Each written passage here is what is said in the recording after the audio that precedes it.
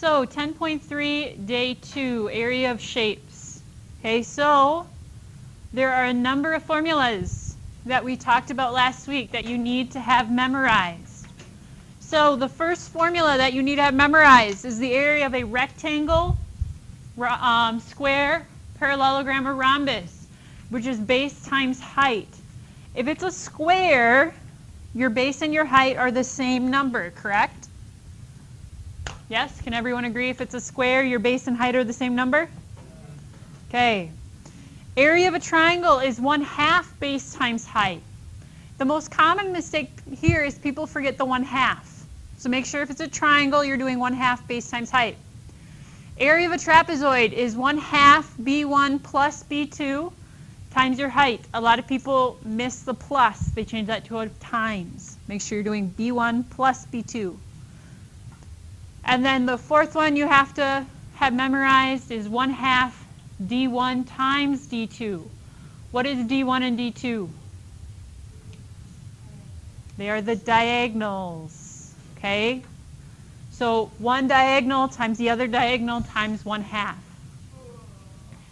These two are on your formula sheet. Area equals pi r squared, and the circumference of a circle, which is 2 pi r. Okay, so area is pi r squared. Circumference is 2 pi r. Those are going to be on a sheet that I'm going to give to you on the day of your test. So those two you don't need memorized. Okay? Find the missing side. Given the area of a square is 20 centimeters. So we have a square.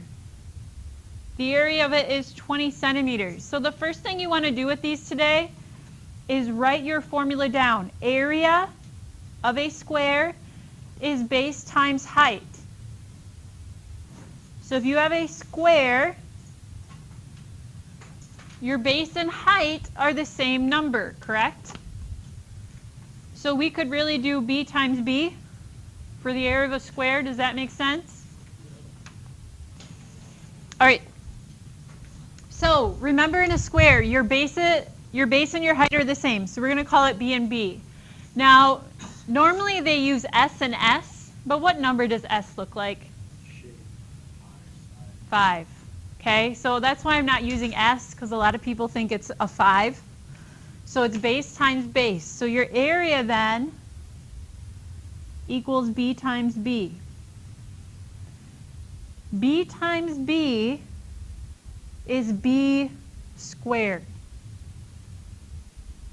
So the area of a square is base squared. So if they tell us our area is 20, what are we going to do? Square root. That's how you get rid of a square. So it means b, the square root of 20, is about 4.5.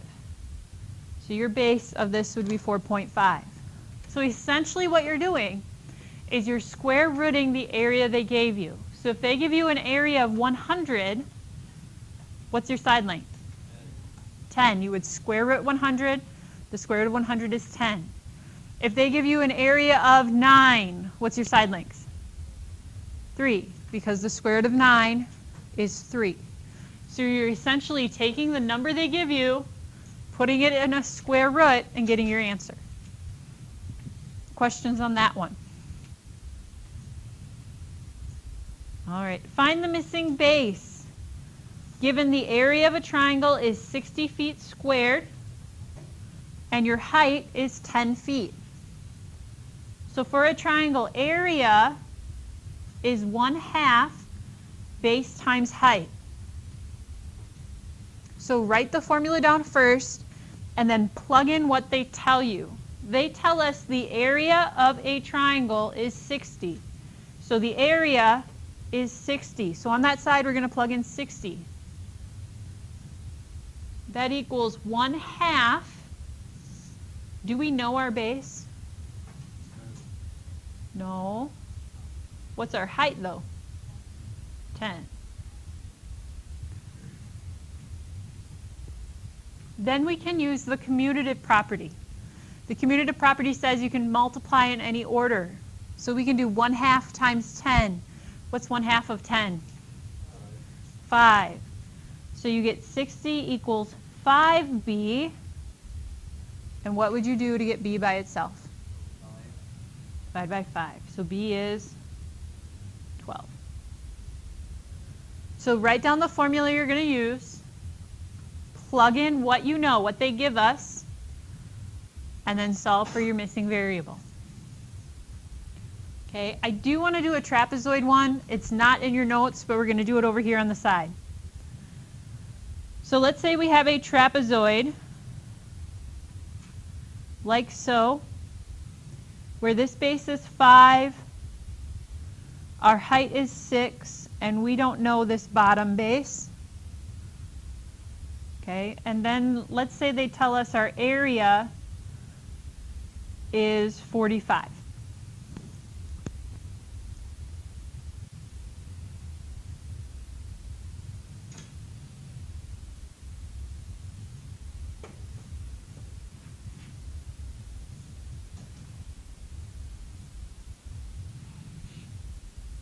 So for a trapezoid, your area is 1/2 b1 plus b2 times your height.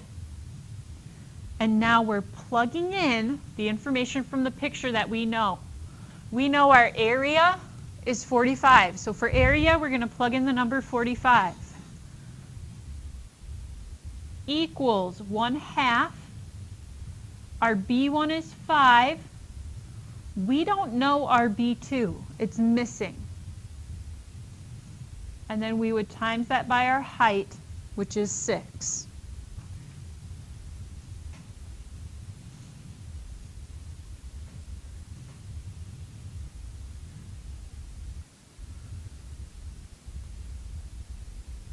Remember, the commutative property allows us to multiply in any order. So we're going to do 1/2 times 6. What is half of 6? 3. So this is 3 parenthesis 5 plus b2. Now there's other ways to do this. Okay, this is not the only way. But what most students would do is distribute that 3. So distribute, you get 45 equals 15 plus 3b2. What would you do next? Subtract 15. So 30 equals 3b2s. Divide by 3 means b2 is 10. Okay, so that's how you're going to do your trapezoid ones if you're missing a base.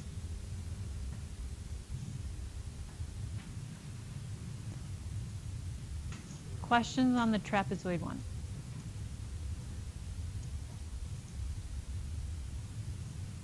If while you're solving it, you just want to call this B, you don't have to call it B2. Okay?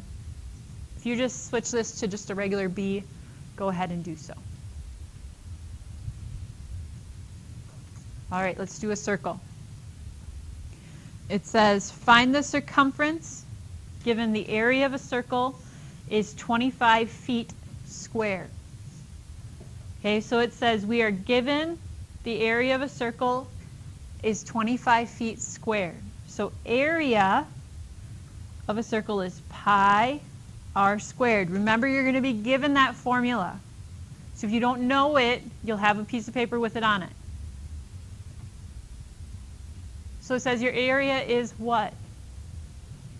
25. So we're replacing area with the number 25 and setting it equal to pi r squared.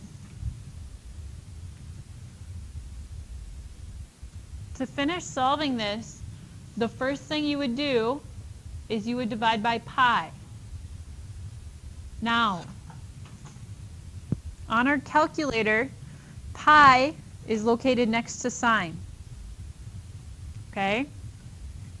So 25 divided by pi gets me 7.9577.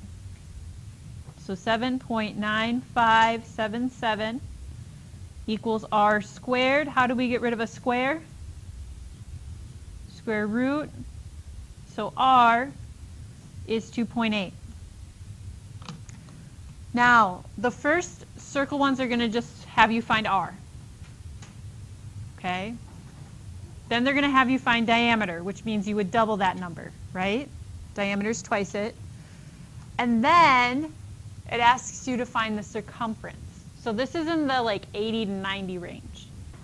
If I'm trying to find my circumference and I know my radius, it means I have to plug that in. So I would do c equals 2 pi r. So c equals 2 pi times 2.8. So your circumference is 5.6 pi.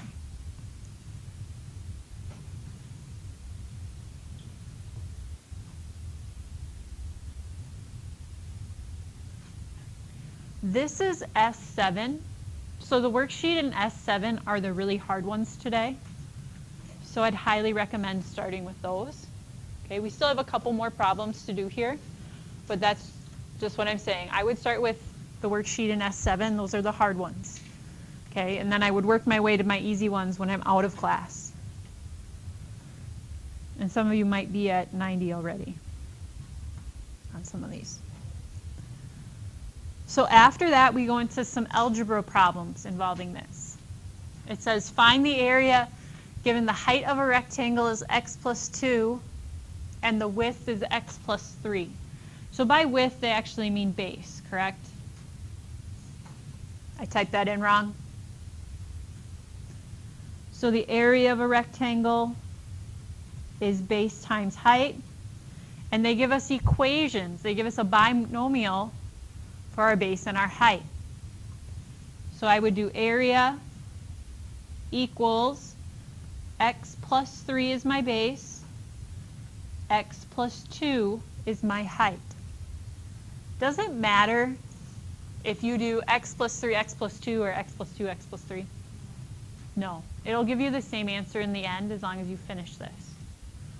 What do you need to do when you have two binomials being multiplied?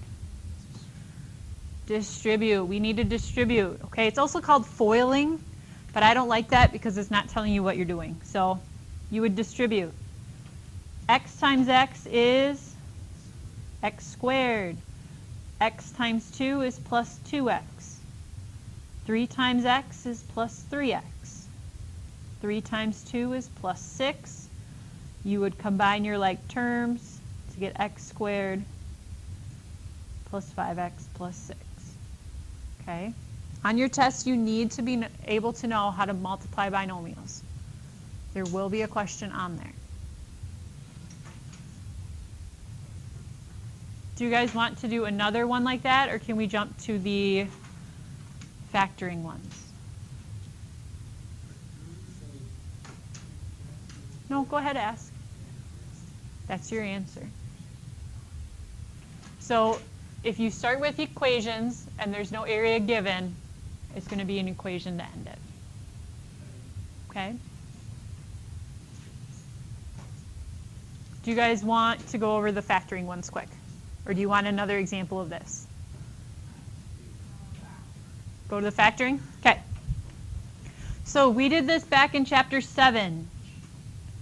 Okay? It says find x given the area of a rectangle is 54, the height is x plus 1, and the base is x plus 4. So area of a rectangle equals base times height. The area of the rectangle is 54. Your base is x plus 4. Your height is x plus 1.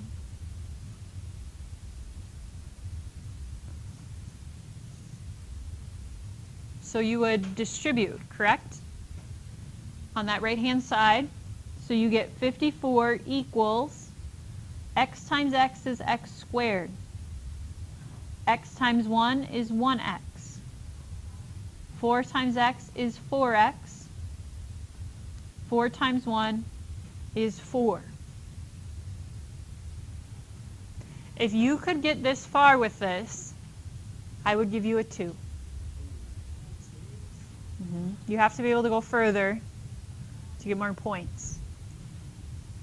So then you find that 54 equals x squared plus 5x plus 4, because you would combine those like terms. From chapter 7, does anyone remember what you do next? Not quite. You're close though. You're correct on subtracting, but you don't subtract the 4. Subtract. You want to get everything on one side. So you're going to subtract 54. So you would subtract 54. So you have 0 equals x squared plus 5x minus 50.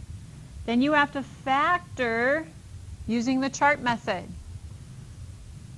This is a times c. 1 times negative 50 is negative 50. B is 5. What multiples of 50, of negative 50, when you add them, gets you positive 5? 10 and negative 5. Good. 10 times negative 5 is negative 50. 10 plus negative 5 is 5. So this means then that you have 0 equals x plus 10, x minus 5. In order for this to be 0, what does x have to be? Negative 10. What does this have to be for this to be 0? So you have x equals negative 10, x equals positive 5. Which one do you cross off? Negative 10. Which one do you circle? X equals 5. Okay? So you haven't seen this since chapter 7. That's the last time you saw it with the Pythagorean theorem. Okay? We are going to do the next one together as a class. Okay? So we're going to do another one of these. All right? So this next one says we have a rhombus, and we have the diagonals of our rhombus. So the area of a rhombus is 8. So for a rhombus, its area is 1/2 d1 times d2. Our area is 8 equals 1/2. D1 is x plus 4. D2 is 2x minus 6. The first thing you would want to do here is distribute with your binomials. So I'm going to distribute my x, and I'm going to distribute my 4. So I get 8 equals 1/2 2x squared minus 6x, so I'm distributing this, plus 8x minus 24. So that gets me 8 equals 1/2 2x squared plus 2x minus 24. So you have this 1/2 here. This 1/2 also distributes. What does that do to all your numbers? Makes them in half. What's half of 2? So you have x squared plus 1x minus 12, and then you'd subtract 8 from each side. So you get 0 equals x squared plus 1x minus 20.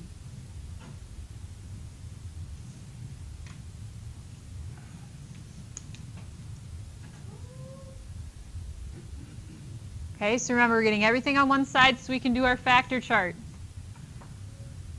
We want numbers. A times c is negative 20. B is a positive 1. So that's 5 times negative 4 and 5 plus negative 4. So you have 0 equals x plus 5, x minus 4, I would cross off a negative 5, because remember it switches, and it would just be x equals 4.